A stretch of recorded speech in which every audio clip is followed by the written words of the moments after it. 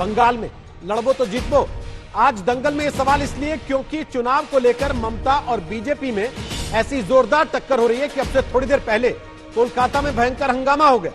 TMC से BJP में आए शुभेंदु अधिकारी कोलकाता में रोड शो कर रहे थे और इसी दौरान टीएमसी और बीजेपी के कार्यकर्ताओं के बीच जमकर संग्राम हुआ।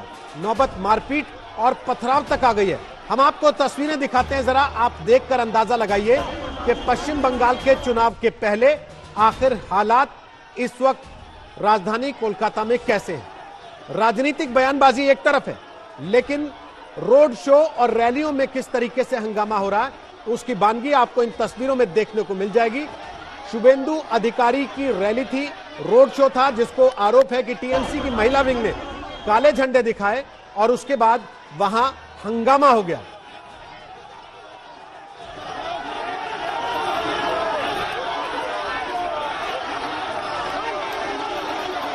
तो ये तस्वीरें आपसे थोड़ी देर पहले की कोलकाता की तस्वीरें हैं, जहां टीएमसी से बीजेपी में आए शुभेंदु अधिकारी का रोड शो हो रहा था और इसी दौरान आरोप लगाया गया कि टीएमसी की महिला विंग के कार्यकर्ताओं ने काले झंडे दिखाए और फिर पथराव हो गया, हंगामा हुआ, नारेबाजी हुई।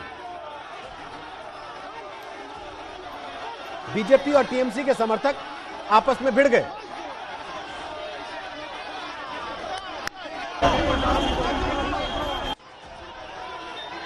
और इसके पहले आज ही शुभेंदु अधिकारी के गढ़ में ममता बनर्जी ने नंदीग्राम से खुद चुनाव लड़ने का ऐलान किया था। शुभेंदु 2016 में टीएमसी के टिकट पर नंदीग्राम से चुनाव जीते थे। 2011 में जब ममता बनर्जी ने लेफ्ट को सत्ता से बाहर का रास्ता दिखाया था तो उसे नंदीग्राम और सिंगूर आंदोलन का नतीजा बताया गया था और तब नंदीग्राम में ममता के साथ शुभेंदु अधिकारी खड़े थे। लेकिन अब जब ममता को बीजेपी से चुनौती मिली है तो उन्होंने नंदीग्राम को रणभूमि बनाने का फैसला किया है। इसीलिए आज दंगल में सवाल यह कि यह ममता की नर्वसनेस है जैसा बीजेपी के नेता दावा कर रहे हैं, या फिर यह ममता का मास्टर स्ट्रोक है, ममता की ललकार। पहले रिपोर्ट देखिए, फिर बताते हैं आज दंगल में कौन कौन मेहमान है। नंदीग्राम सीट एमनिते एटा जेनारेल सीट, काजेई कोनो असुविधा नेই। এমনকি আমি যদি নন্দীগ্রামে দাঁড়াই কেমন হয়, এটা আমার ইচ্ছা হয়েছে, আমার মনোবাসনা। ভবানীপুরকেও আমি নেগলেক্ট করছি না, ভবানীপুরেও আমি ভালো প্রার্থী দেব, ওটাও আমার ভালোবাসার জায়গা। বক্সিকে বলবো নন্দীগ্রামেও আমার নামটা যেন থাকে। जिस नंदीग्राम और सिंगूर के आंदोलनों की बदौलत ममता बनर्जी को बंगाल की कमान मिली थी, आज उसी नंदीग्राम के जरिए खुद को मिली बीजेपी की बड़ी चुनौती से निपटने के लिए ममता ने आर पार का ऐलान किया। नंदीग्राम तुम्हें सलाम। 2011 में नंदीग्राम में शुभेंदु अधिकारी ममता के सारथी थे, लेकिन अब शुभेंदु बीजेपी के रथ पर सवार है। 2016 में शुभेंदु ने टीएमसी के टिकट पर नंदीग्राम की सीट जीती थी। ऐसे में ममता एक साथ कई संदेश दे रही हैं। साफ संकेत है कि वो बीजेपी के सामने दीवार बन के खड़ी होंगी। केंद्र के खिलाफ उन्होंने साफ मोर्चा खोला है। পাঞ্জাবের কৃষকরা রাস্তায় পড়ে আছে, আজকে কৃষক মেরে কৃষক প্রেম, বিজেপি সেম সেম, লজ্জাও করে না। তোমরা বাংলা দখল করবে, কৃষকের ওই বিল, তিনটে বিল প্রত্যাহার করতে হবে, তা নাহলে জেনে রেখো কোন আন্দোলন ভারতবর্ষে সাকসেসফুল হয়নি। সিঙ্গুর নন্দীগ্রাম ছাড়া করেছিলাম আমরা, আগামী দিন করে আবার দেখিয়ে দেবো কোন ফলে কি হয়। ममता मानो बीजेपी से कह रही हैं कि उनसे बंगाल छीनना संभव नहीं है, लेकिन उनके नंदीग्राम से चुनाव लड़ने के फैसले को बीजेपी के नेता पलायन का नाम देने लगे हैं। दावा कर रहे हैं कि ममता नर्वस हो गई है। खास बात यह है कि जब ममता नंदीग्राम की लड़ाई लड़ने का ऐलान कर रही थी तो कोलकाता में शुभेंदु अधिकारी अपना सियासी दम दिखाने में जुटे थे। इस बीच बीजेपी और टीएमसी के बीच संग्राम छिड़ा है। इसे दोनों दलों के नेताओं की जुबानी जंग से समझ सकते हैं। यूपी सरकार में मंत्री आनंद स्वरूप शुक्ला ने ममता को इस्लामिक आतंकियों की मदद का आरोप लगाया था। उधर टीएमसी के मंत्री कल्याण बनर्जी लगातार अपने जुबानी बम से चर्चा में हैं। ममता बनर्जी पूरी तरीके से बांग्लादेशी हो गई हैं। ममता बनर्जी का भारतीयता में, भारतीय संघ में कोई विश्वास नहीं है। जो इस्लामिक आतंकवादी हैं बांग्लादेश के, उनके इशारे पर वो काम कर रही हैं। रोहिंग्या मुसलमानों को नागरिकता देना, बांग्लादेशी मुसलमानों को नागरिकता देना और अपने वहां पर जो हिंदू देवी देवता हैं उनको अपमानित करना, मंदिरों को तोड़वाना, हमारे पर्वों को नहीं मनाने देना, सबसे बड़ी खतरा आज देश के लिए ममता बनर्जी हो गई हैं, जिसका परिणाम उनके साथ के लोग उनका साथ छोड़ करके जा रहे हैं। হিন্দু থাকবে, এখানে মুসলিম থাকবে, এখানে বৌদ্ধ থাকবে, এখানে খ্রিস্টান থাকবে। এই বাংলায় যারাই আছে, যারাই পড়াশোনা করেছে, তাদের একটা লোককেও আপনাকে এনআরসিতে তাড়াতে আমরা দেব না। बंगाल के ये शोले बता रहे हैं कि चुनाव जैसे जैसे नजदीक आएगा अभी लड़ाई और तेज होगी। कोलकाता से इंद्रजीत कुंडू के साथ आज तक ब्यूरो। तो आपको बता दें, दंगल में आज हमारे साथ शमिक भट्टाचार्य हैं, जो बीजेपी के नेता और प्रवक्ता हैं। 15 साल में पहली बार बीजेपी का सूखा इन्होंने खत्म किया था बंगाल में बशीरहाट का उपचुनाव जीतकर। हमारे साथ ओम प्रकाश जी आ गए हैं, वो प्रवक्ता हैं तृणमूल कांग्रेस के। हमारे साथ कांग्रेस के प्रवक्ता हैं आशुतोष चटर्जी, और हमारे साथ अवनीश अवस्थी हैं, वो राजनीतिक विश्लेषक हैं, दिल्ली यूनिवर्सिटी में पढ़ाते हैं और आरएसएस से भी जुड़े। हम सबसे बात करें उसके पहले आपको सीधे एक बार कोलकाता लिए चल रहे हैं, ग्राउंड जीरो पर, जहां शुभेंदु अधिकारी की रैली में जबरदस्त हंगामा हुआ। आरोप लगा कि टीएमसी की महिला विंग के कार्यकर्ताओं ने काले झंडे दिखाए और उसके बाद पथराव की नौबत आ गई। इंद्रजीत वहां इस वक्त हमारे साथ लाइव मौजूद हैं। इंद्रजीत, इस वक्त की ग्राउंड रिपोर्ट क्या है, क्या हुआ, पूरा वाकया बता दीजिए विस्तार से एक बार। देखिए, टोलेगंज से रासबिहारी यही रूट था आज शुभेंदु अधिकारी के रोड शो का। रोड शो शांतिपूर्ण तरीके से शुरू भी हो गया था, लेकिन बीच रास्ते में हमने देखा कि तृणमूल के 2-3 महिला समर्थक वो काला झंडा दिखा रहे थे, तब भी कुछ नहीं हुआ। लेकिन जैसे वो जगह क्रॉस करके रोड शो आगे बढ़ गई, हमने देखा कि पथराव होना शुरू हो गया है। 1-2 पत्थर भी गिरे रोड शो पर, जिससे बीजेपी के जो समर्थक थे वो भड़क गए और वो रास्ते के दूसरे ओर चले गए। और दूसरे ओर चले जाके वहां पे उन्हें लगा कि जो लोग पथराव कर रहे थे वो वही गली से भाग रहे हैं, और इसीलिए उस गली में वो लोग उसको चेस करना शुरू किए। और उसके बाद वहां पे कुछ बाइक रखा गया था, उसको वैंडलाइज कर दिया, उसको वहां पे तोड़फोड़ की, और उसके बाद जो रोड शो है वो निकल गई। लेकिन आपको दिखा दें, इस वक्त देखिए कोलकाता के राजपथ पे किस तरह का पुलिसी बंदोबस्त है। वहां पे जब ये हो रहा था हंगामा, तब मुझे 1 या 2 पुलिस ऑफिसर दिखने को मिला, और वो बिल्कुल बीजेपी के जो समर्थक थे वो हावी हो गए थे वहां पे, और बहुत ही गुस्से में दिख रहे थे, क्योंकि उनका कहना था कि जो रोड शो है उसको खराब करने की कोशिश तृणमूल की तरफ से हो रही थी। हालांकि तृणमूल का कोई झंडा नहीं था, तो हम नहीं कह सकते वो तृणमूल के समर्थक है या नहीं, लेकिन कुछ ऐसे मिसक्रेंट्स थे जिन्होंने पत्थरबाजी की, और उसके वजह से लोग भड़क गए बीजेपी की रैली में, और उसके बाद बीजेपी के जो समर्थक है वो जाके तोड़फोड़ करना शुरू कर दी। और यहाँ पे आप देख सकते हैं बड़ी तादाद में हेलमेट पहने हुए पुलिस भी है, और महिला फोर्स भी रखा गया है, और डिप्टी कमिश्नर यहाँ पे बात कर रहे हैं। और अभी भी हम कह दे कि शुभेंदु अधिकारी का जो रोड शो है वो खत्म हुआ है। हम लोग लाउड स्पीकर पे सुन पा रहे हैं कुछ दूर यहाँ से, और वहां पे कुछ देर में शुभेंदु अधिकारी, दिलीप घोष वगैरह जितने भी है वहां पे मंच बनाया गया है, वहां पे बात करेंगे। और ये एक रिपीटेशन हो गया है, क्योंकि कुछ दिन पहले खिदिरपुर में भी इस तरह का रोड शो था, वहां पे कैलाश विजयवर्गीय और बाकी लोग भी थे, वहां पे जूते पड़े थे बीजेपी के रैली में, और बीजेपी के रैली से झंडा फेंका गया था तृणमूल के रैली में जो बगल में चल रही थी। तो किस तरह का सियासी घमासान जो है पश्चिम बंगाल में वो देखने को मिल रही है, क्योंकि राजनीतिक पारा जो है हर एक दिन चल रहा है पश्चिम बंगाल में। बहुत बहुत शुक्रिया इंद्रजीत, फिलहाल वहां से जानकारी देने के लिए। इंद्रजीत कुंडू हमारे संवाददाता तस्वीरें दिखा रहे थे कोलकाता की। रोड शो खत्म हो गया, अब रैली होगी शुभेंदु अधिकारी, दिलीप घोष की, और उसके पहले रैली में पथराव, उनका आरोप कि तृणमूल कांग्रेस के लोगों ने पथराव किया। ओम प्रकाश तिवारी जी, चुनाव तक ऐसे ही चलेगा क्या अब बंगाल में, पत्थर चलेंगे रोज?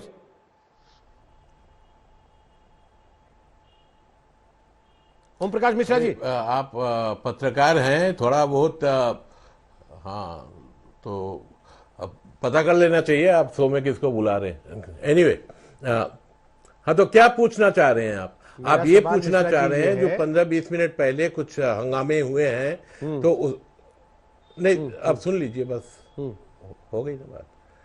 तो आज जो अनाउंसमेंट है नंदीग्राम से, वो ऐतिहासिक होने वाला है, इसलिए ऐतिहासिक होने वाला है, जो उसका जो इम्प्लीमेंटेशन है उसके कॉन्टेक्स्ट में जो तृणमूल कांग्रेस को बहुत बड़ी बढ़ोतरी मिलने वाली है।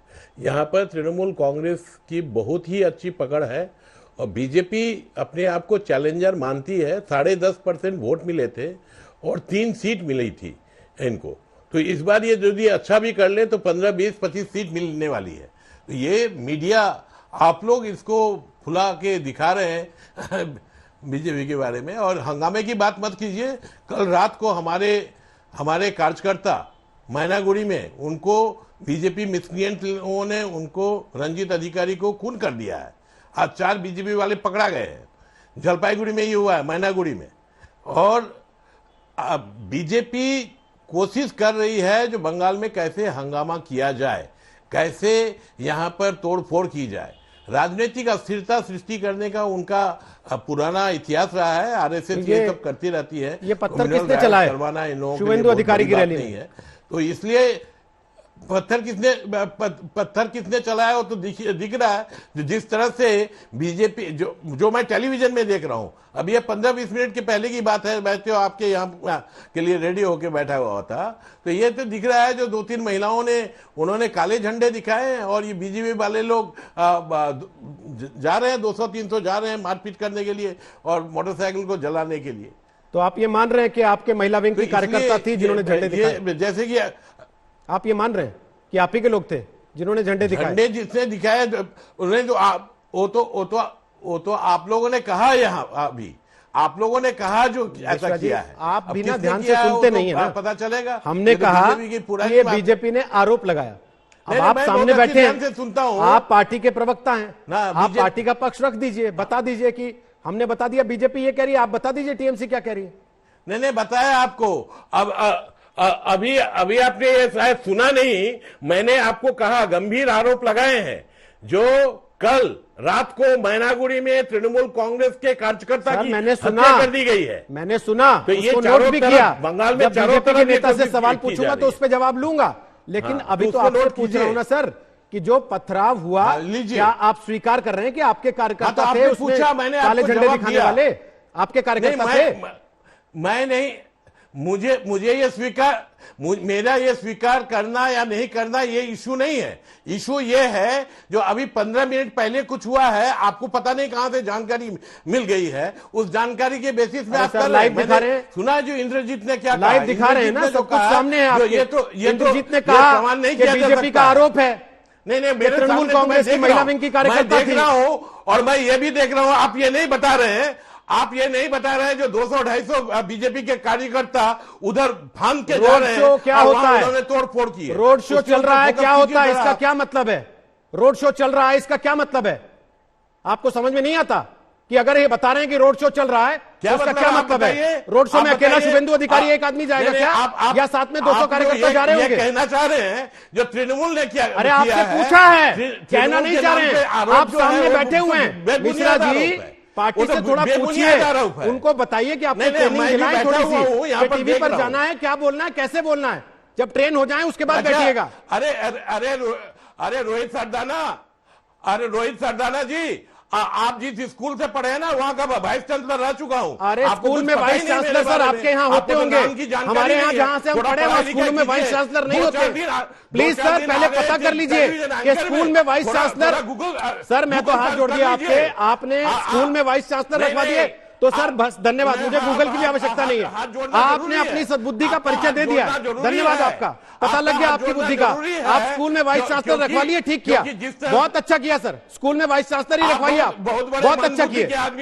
शमिक जी सर प्लीज, आपके जितनी बुद्धि, सर आपकी जितनी बुद्धि पर आकर बात नहीं कर पाऊंगा, माफी चाहता हूं, आपकी आयु का लिहाज कर रहा हूं और आपकी जितनी बुद्धि पर आकर बात नहीं कर पाऊंगा, आपकी जितनी बुद्धि पर आकर बात नहीं कर पाऊंगा, प्लीज माफी सर। मिश्रा जी आपके जितनी बुद्धि पर आकर बात नहीं कर पाऊंगा, प्लीज सर, प्लीज आप पहले नेतागिरी सीख लीजिए, एंकरिंग बाद में सिखा दीजिएगा।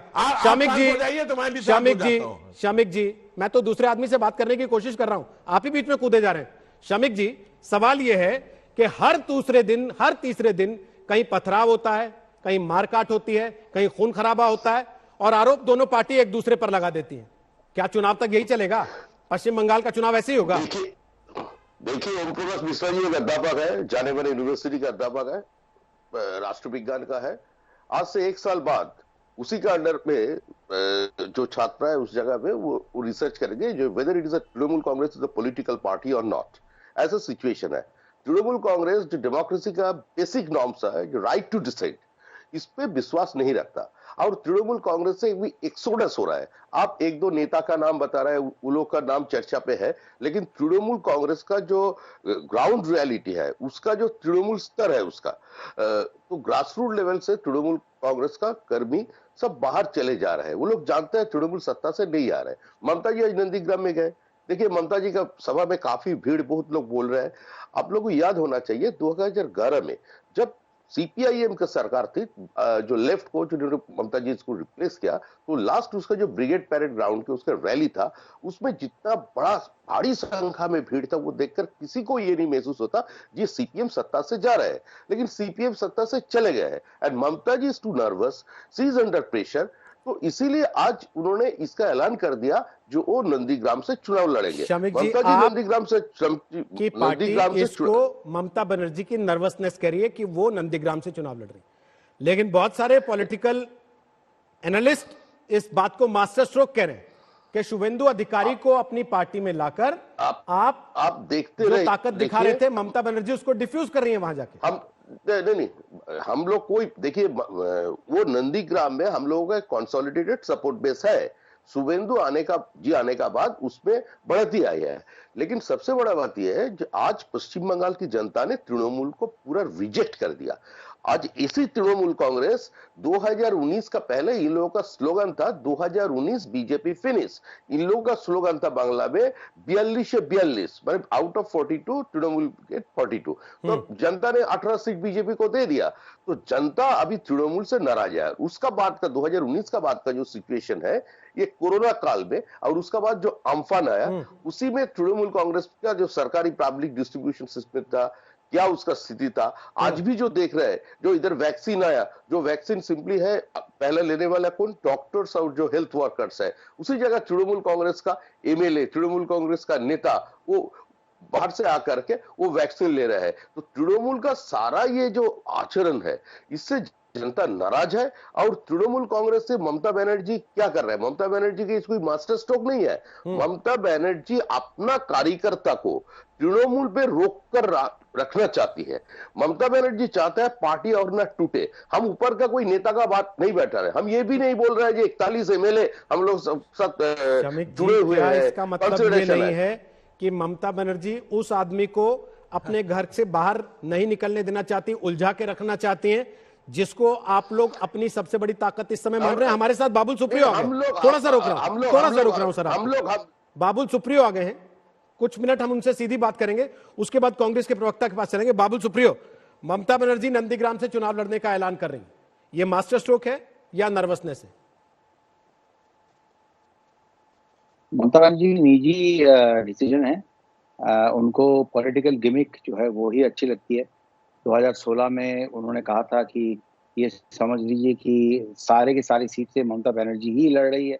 इस बार उनको वो बात कहने दीजिए कि सारे के सारे सीट से ममता बनर्जी ही लड़ रही है, सारे के सारे सीट में वो हार जाएंगे, इतनी उनकी क्रेडिबिलिटी है। और मैं आपको पहले स्पष्ट कर देता हूँ, मैं कोई डिबेट में वो नहीं करूंगा। हमारे पार्टी के अच्छी स्पोक्स पर्सन समीक्षा है, वो बात करेंगे। मैं अपनी बात रख के, मुझे प्लीज माफ कर दीजिएगा, मैं इतना कहना चाहता हूँ कि कोई डिबेट का जगह है नहीं। तृणमूल कांग्रेस जो है वो अपनी सारी क्रेडिबिलिटी जो है वो खो चुकी है। और ममता दीदी नंदीग्राम से लड़ने के साथ साथ उन्होंने ये कहा है कि पार्ले लड़ोगे, विच इन बंगाली मीन्स कि हो सका तो मैं यहीं से लड़ूंगा। और हर जगह में जाके ऐसे गिमिक वाली बात कर रहे हैं, कहीं पे अपनी यूनिवर्सिटीज चल नहीं रही है और यूनिवर्सिटीज अनाउंस कर रहे हैं। लोग क्या पागल है? और ये पहली बार नहीं है, ये 2016 भी नहीं है, ये तीसरी बार ममता बनर्जी मुख्यमंत्री के लिए लड़ने के लिए जा रही है। पूरे बंगाल की जनता ये देख चुकी है। हर मिছিল में आपको क्या लगता है, हम यहाँ पे सेकंड शक्ति भी हम नहीं कहूंगा, इस वक्त बंगाल में बीजेपी 1 नंबर की शक्ति है। पब्लिक जो है हमारे साथ है। और आपको मैं ये बता दूं कि हर हमारे जुलूस में हमारे खुद के लड़के जो है वो बम फेंकेंगे। मेरे कॉन्स्टिट्यूएंसी में आसनसोल में जो हुआ, बम फेंकेंगे, खुद ही ईंट फेंकेंगे। क्यों भाई? इतने साल लड़ने के बाद आज वो बहुत खुश है कि हमारे साथ पब्लिक ममता बनर्जी के आप जाके जरा खबर लीजिए। सर, ममता पब्लिक बनर्जी इतनी के आपके साथ है, आपका जोश अपने इतना बस हाई में है आके दादा, लोगों को लिया। आपका एक जोश मैं अगर इतना हाई है, सारी पब्लिक आपके को साथ बस है, में तो आधी टीएमसी को आप अपनी पार्टी में क्यों ला रहे हैं? नहीं नहीं नहीं नहीं, एक सारे छोड़ के आ रहे हैं। अब अगर मैं उसमें वो शिप वाली जो बात है वो नहीं कह रहा हूं, जिनको मैं आपको स्पीड से स्पष्ट कर दूं, ममता बनर्जी को बंगाल से हटाना हमारा मुख्य लक्ष्य है, और उस लक्ष्य में मोदी जी के सहारे बंगाल में एक अच्छी सरकार बने, उस लक्ष्य को और उस चीज को मद्देनजर अगर उस पार्टी से कोई नेता बीजेपी में ज्वाइन करना चाहे और आपने दीदी के साथ रहने के लिए उन्होंने जो लूट फूट जो की है उससे अगर वो जो है प्रायश्चित करना चाहें, तो हम भी चुन के सोच समझ के पार्टी केंद्रीय नेतृत्व डिसीजन लेंगे कि उसमें से किस किस को बीजेपी में शामिल किया जा सकता है। और नंदीग्राम की आप बात करें, नंदीग्राम के असली नेता कौन है? शुभेंदु अधिकारी है। नंदीग्राम की लड़ाई वो जमीन से लड़ रहे थे। ममता बनर्जी उस वक्त सिंगूर में टाटा को भगाने की कोशिश में सिंगूर में वो आंदोलन कर रही थी। नंदीग्राम में ये गोली चलने के बाद ममता बनर्जी सिंगूर से नंदीग्राम पहुंचे, तो वो धरतीपुत्र वहां के शुभेंदु अधिकारी है। अब आप धरतीपुत्र को ममता बनर्जी के सामने उतारेंगे नंदीग्राम में, जब वो कह रही है कि मैं लड़ूंगी वहां से? लड़ने दीजिए ना, तो अच्छी बात है, मैं कहा ना बोल, उनकी मर्जी है, कहीं से भी लड़ सकते हैं, इसमें कौन उनको रोक रहा है? अब लेकिन शुभेंदु अधिकारी के खिलाफ लड़ने की ऐलान करके उन्होंने कोई चैलेंज या कोई ऐसी बहुत बड़ी क्या बोलते हैं चुनौती का कोई चुनौती हमारे सामने फेंक नहीं दिया। जहां लड़े वो लड़े, और वो तो 2016 में कह चुकी है कि अभी आसनसोल में 2019 में वो जाके मैं जब वहां से लड़ रहा था तो वहां पे तो 4 सभा उन्होंने की है। अच्छा, वो 3 सभा में उन्होंने ये बोली है कि यहाँ से जो है हम ये समझ लीजिए कि मैं यहाँ से चुनाव लड़ रहा हूँ। क्या हो गया? 2 लाख वोट से आ रहे हैं वहां पे जो उम्मीदवार थी, मैं नाम नहीं लेना चाहता हूँ, लेकिन whatever said and done, Mamata Banerjee सारे बंगाल में 294 सीट से लड़ने के ऐलान करे। फिर देखिए, चुनाव तो पब्लिक करेगी ना, जनता करेगी ना, डेमोक्रेसी से चुनाव होगी। डेमोक्रेसी को भी तो हत्या करने की कोशिश करती जा रही है, और हम इस बार ये निर्वाचन कमीशन से ये उम्मीद करते हैं और हमें विश्वास है कि एक वर्ल्ड के सबसे बड़े डेमोक्रेटिक कंट्री में मिनिमम डेमोक्रेटिक राइट जो है कि वो वोट अपना दे पाए, उसका बंदोबस्त जो है जरूर करेगी। जरूर निर्वाचन कमीशन ये बात करेगी और उसके बाद अब नतीजा देख लेना। हमें कोई फर्क नहीं पड़ता ममता जी भवानीपुर से लड़े या नंदीग्राम से लड़े या और 3 सीट से लड़े। ऐसे बहुत सी कहती है कि चीफ मिनिस्टर एस्पिरेंट्स जो है साउथ कोलकाता से जाके नंदीग्राम में लड़ना उस समय पर जब देश में किसान आंदोलन की हवा तेज है, ग्रामीण इलाके से चुनाव मैदान में उतरना, दूसरा उस शुभेंदु अधिकारी को अपने घर में रुकने के लिए मजबूर कर देना, जिनको आप अपना मास्टर स्ट्रेटेजिस्ट बना के अपनी पार्टी में लाए हैं, उनके यहां से थोड़ा तो परेशान करेंगे ना आपको? किस चीज की परेशानी? आप वहां पे 2 बार की देखिए, ममता बनर्जी एक बहुत बड़ी हस्ती है, पॉलिटिकली बहुत ही क्या बोलते हैं, बहुत ही कौन सा वर्ड यूज करो, बहुत इंटेलिजेंट और मतलब खिलाड़ी हैं, बहुत बहुत ही मजे हुए पॉलिटिशियन हैं, ये हम सब मानते हैं। वामफ्रंट के खिलाफ उनकी लड़ाई को हम बिल्कुल सराहना देते हैं। हमारी तकलीफ किस बात की है कि उस क्रूरल्टी के साथ लड़के जो नेत्री सामने आई है, अब उससे भी 10 गुना ज्यादा क्रूरल्टी और करप्शन उन्होंने समाज पे थोप दी है पिछले 10 साल से। तो उनको लड़ने दीजिए नंदीग्राम से। चुनाव का नतीजा क्या है? मैं तो फिर से आपको बोल रहा हूँ कि भूमिपुत्र वहां का शुभेंदु अधिकारी है। ममता बनर्जी जो शब्द यूज करती है ना, बहिरागत हो, बाहर के आने वाले लोग हैं, ममता बनर्जी वहां पे बहिरागत है। और ममता बनर्जी की सभा में जो भीड़ होती है, लोगों को डरा के धमका के बस में उनको लेके लाया जाता है। बीजेपी के बस में नड्डा जी, अमित जी की सभा में जाने के लिए मारामारी होती है। मैं आपको जमीनी हकीकत बता रहा हूँ कि बस में हमें जगह मिले ताकि वो कलकत्ता में आके या बीरभूम में जाके, बर्धमान में जाके हमारे शोज देखे। ये हकीकत है। आपको कोई इसमें जरा सा भी अगर आपको क्वेश्चन मार्क है, आप आपके रिपोर्टर्स जो है यहाँ पे ग्राउंड में जो है उनको बोलिए जाके लोगों के साथ इंटरव्यू करें। अब तक ये आप सच्चाई का सामना हो जाएगा। वहां आप लोग जो रैलियां करते रहे, उसमें सारा निशाना आपका ममता के भतीजे पर रहता था। वो आपको फोर्स कर रही है कि आप उनको छोड़िए, मेरे पर सीधे अटैक कीजिए। अब क्या कर पाएंगे आप लोग? नहीं, ऐसा नहीं है, ऐसा नहीं है। ममता दीदी के पास क्या अटैक करें? ममता दीदी सारी चीजों में, जितने करप्शन है, जितने भी अन्याय है, जितना भी एंटी कॉन्स्टिट्यूशनल जो चीजें हैं, सब चीजें में डूबी हुई है। कौन सी चीज को आप शिक्षा ले लीजिए, आप हेल्थ ले लीजिए, आप अम्फान के छोड़िए, अभी टीका जो है मैंने पहले एक बार मजाक में लिखा था कि जो चावल चोर तृणमूल जो हो रहा है वो कहीं टीका वैक्सीन चोर में बदल ना जाए। ममता दी को इस पे ख्याल रखना चाहिए। एक तो झूठ बोल रही है कि वैक्सीन राज्य सरकार दे रही है, बिल्कुल नहीं, केंद्र उसे भेज रही है, लेकिन राज्य सरकार के जो कर्मी हैं, हेल्थ वर्कर्स है, उनके जरिए टीका लोगों तक पहुंचाने की बात होगी, पहुंचाया जाएगा। क्या हो रहा है हमारे पार्टी में देखिए, और ये तृणमूल कांग्रेस है जो पॉलिटिकली बैंकरप्ट हो चुकी है और उनके अपने नेता टीवी कैमरा के सामने वैक्सीन ले रहे हैं। तो एक पॉलिटिकल पार्टी जब एकदम खत्म होने की कगार पे, ये मैं बिगिनिंग ऑफ द एंड नहीं बोलूंगा, ये एंड मतलब एंड होने से पहले का क्लाइमैक्स चल रहा है, और तब जब हो जाती है तब जाके ये छवि आपको देखने को मिलती है कि इतने बेशर्मी से ये टीवी कैमरा के सामने वैक्सीन ले रहे हैं। तो ममता दीदी के खिलाफ हमको कहना क्या है? हाँ, ममता दीदी चप्पल पहनते रहे, लेकिन अपने भाईपों के घर पे सारा जो है सामान पहुंचता रहा, तो बिल्कुल हम अटैक करेंगे, पॉलिटिकल अटैक करेंगे। चाहे वो हर नेता जितने भी है, कांग्रेस है, सीपीएम है, मैं हूँ, दिलीप दा है, कोई भी है, हमको हजारों मानहानि के नोटिस भेजते रहे, कोई फर्क नहीं पड़ता है।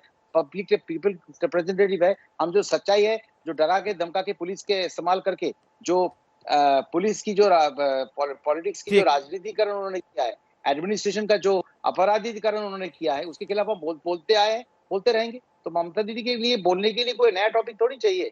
आप कौन सा टॉपिक पे जाना चाहती है बोलिए?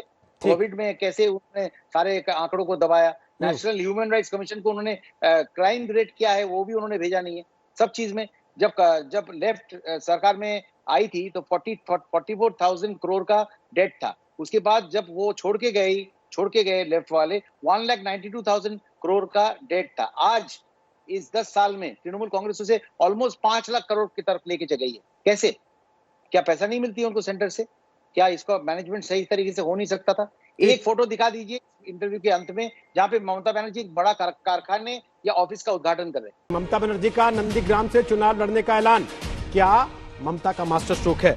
आशुतोष चटर्जी हमारे साथ हैं, वो कांग्रेस पार्टी के प्रवक्ता हैं, और अवनिजेश अवस्थी हमारे साथ हैं, राजनीतिक विश्लेषक हैं। आप दोनों से पहले आप में कमेंट नहीं ले पाए, माफी चाहते हुए। आशुतोष जी, लेफ्ट और कांग्रेस ने तृणमूल कांग्रेस के उस कथित न्योते को अस्वीकार कर दिया जिसमें उनके नेता ने कहा था कि हमारे पीछे आ जाओ, साथ में लड़ लो। आज की तारीख में ममता बनर्जी का नंदीग्राम से चुनाव लड़ने का ऐलान आप कैसे देखते हैं? देखिए, पहले तो नंदीग्राम में जब पहले आंदोलन हुआ था, कांग्रेस पार्टी पहले पहुंचा था उधर, तो ये आप इतिहास देख लीजिए। दूसरा बात यह है कि आज का हम आपका ये लेक्चर सब बात सुन रहे थे, सब नेताओं का जो बोल रहे थे, देखिए ये बीजेपी और तृणमूल तो पश्चिम बंगाल में एक ही पार्टी है। क्योंकि हम लोग जब पूछते हैं बार बार कि ये जो चोर है, एक चोर दूसरा चोर को पत्थरबाजी कर रहा है, तो शारदा नारदा का जितना चोर है, जैसे कि हमने सुना था धर्मतला में बीजेपी का प्रवक्ता जो तब का तत्कालीन ऑब्जर्वर था, ये बीजेपी का नेता लोग जानते हैं कि किसको भगाने वाले थे ये बीजेपी, अभी तो भगाया नहीं तो ले लिया, और लेके शारदा नारदा का जो सीबीआई का क्या काम है ये किसी को पता नहीं लग रहा है। क्योंकि ये जो तृणमूल का जितना भी टेंटेड और पेंटेड नेतागण थे शारदा नारदा का, मैक्सिमम अभी बीजेपी में जा रहा है।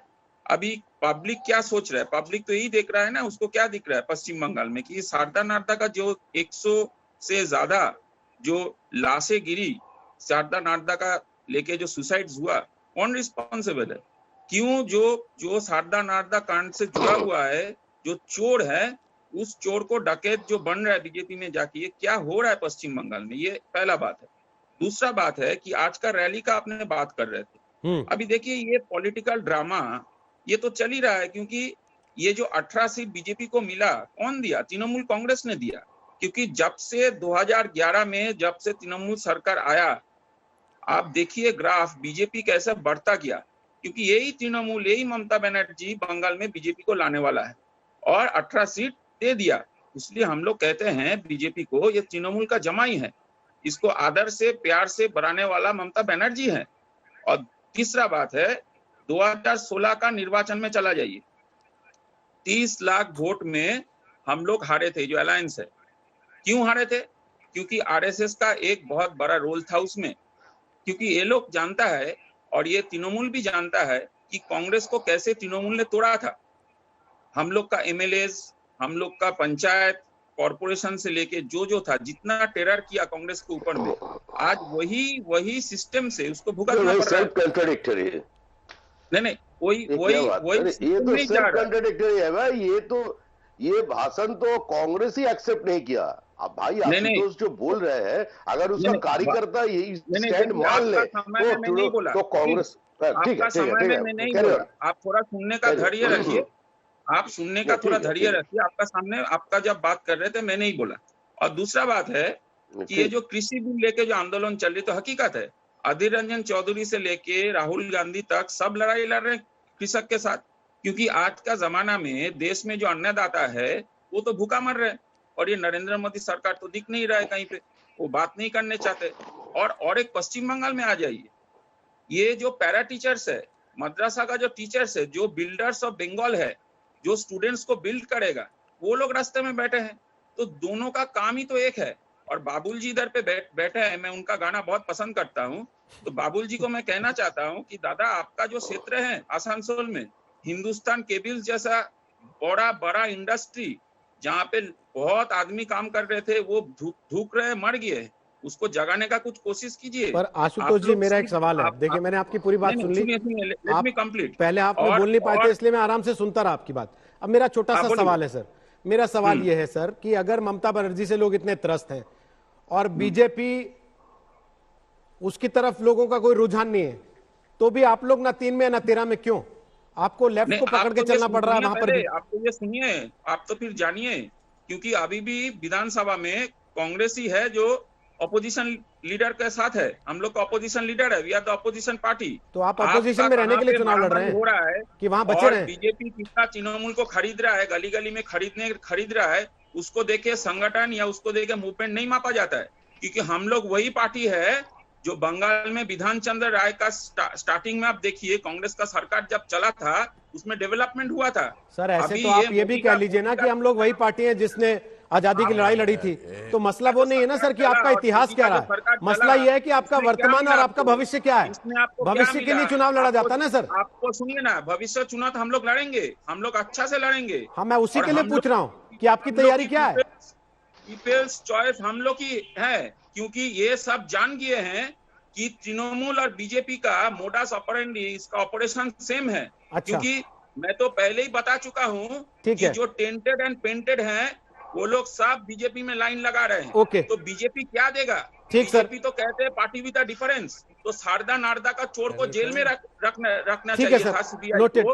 वो लोग बीजेपी का हेडक्वार्टर में बात नोट कर ली। समीक्षा तो बहुत पुराने बीजेपी हैं। आशुतोष जी, समीक्षा बहुत पुराने बीजेपी हैं। आशुतोष जी, बाबुल भाई भी बहुत पुराने बीजेपी हैं। उन लोग को अभी ये शारदा नारदा वाले को दादा भैया कहना पड़ेगा। ये तो सबसे बड़ा शर्म का बात है। बिल्कुल ठीक है, अभी पूछते हैं उनसे सवाल। उसके पहले अवनीश जी अवस्थी अपनी बात रख ले। अवनीश जी, आप हंस रहे थे इनकी बात पर, क्यों? एक तो रोहित जी, आपको प्रणाम। आज आपने अपने स्कूल के वाइस चांसलर साहब को यहाँ पे बुलाया और उनसे सवाल भी कर लिए। कितना बड़ा दुस्साहस आपने किया। टीएमसी का कोई नेता वाइस चांसलर हो, आपके स्कूल का हो, आपने बुलाया, उनसे सवाल करने की हिम्मत रखते हैं आप, ये कितनी बड़ी बात है।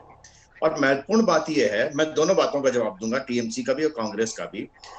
जब ममता बनर्जी वहां जा रही है नंदीग्राम से चुनाव लड़ने का, इसका मतलब क्या है ना मन में कि मतलब नंदीग्राम गया, नंदीग्राम का पूरा एरिया गया, 63 सीटें गई मेरे हाथ से। तो ये दिखाई देता है, बिल्कुल साफ दिखाई देता है। जब अमेठी से कोई वायनाड जाता है तो क्यों जाता है, सबको मालूम है, और रिजल्ट भी दिखाई दे जाता है।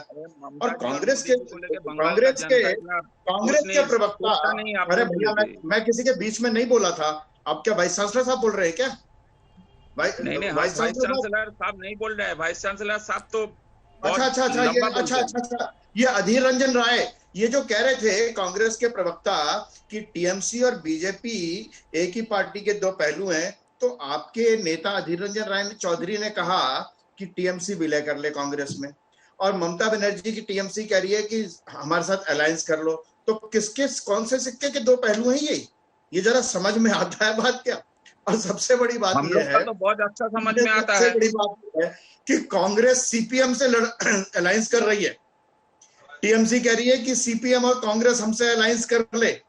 अधीर रंजन चौधरी कह रहे हैं विलय ही कर दो हमें। वो ये कह रहे चोर चोर मौसेरे भाई।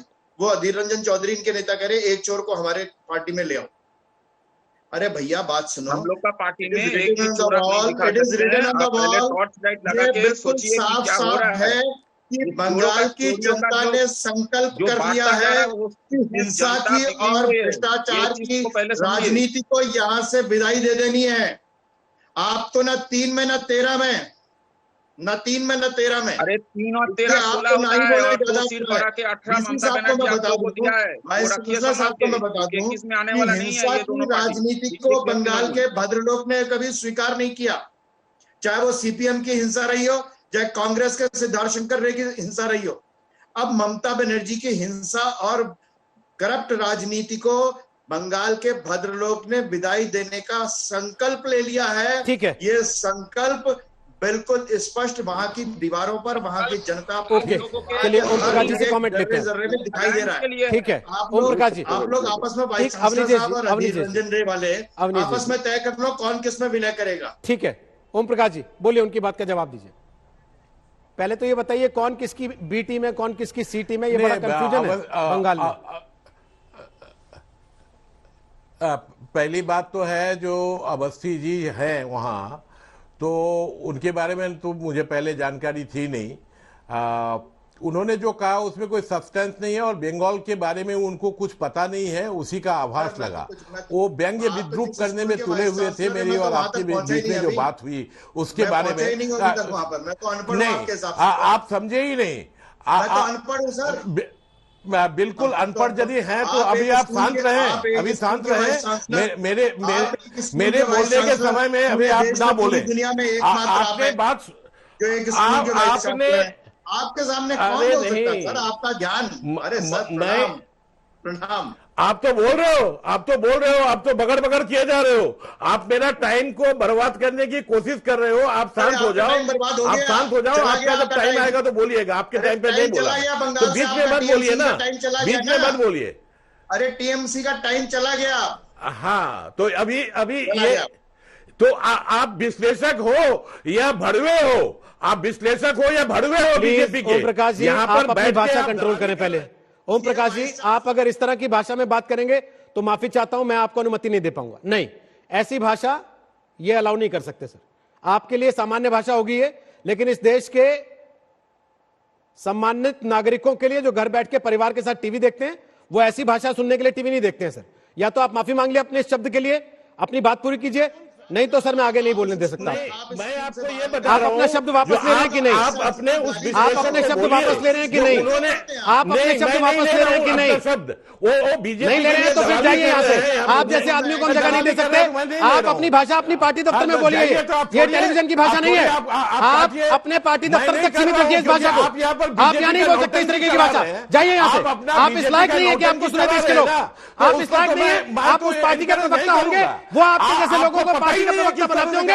हम ऐसे लोगों को नहीं बैठा सकते। माफ कीजिए प्लीज। अरे प्लीज आपके जैसे प्लीज जाइए यहाँ से। धन्यवाद आपका, जाइए यहाँ से। कोई जरूरत नहीं है ऐसे लोगों की जो इस तरीके की भाषा बोलते हो बैठकर टेलीविजन पर। अगर आप अपने परिवार के सामने ऐसी भाषा बोल सकते हैं तो बैठ के यहां बोलिए ये बात। लेकिन अगर आप अपने परिवार के सामने ऐसे शब्द इस्तेमाल नहीं करते तो फिर देश के उन तमाम लोगों के साथ जो अपने परिवार के साथ बैठकर टेलीविजन देख रहे हैं, आप उनके ऊपर इस तरीके की गंदी भाषा नहीं थोप सकते।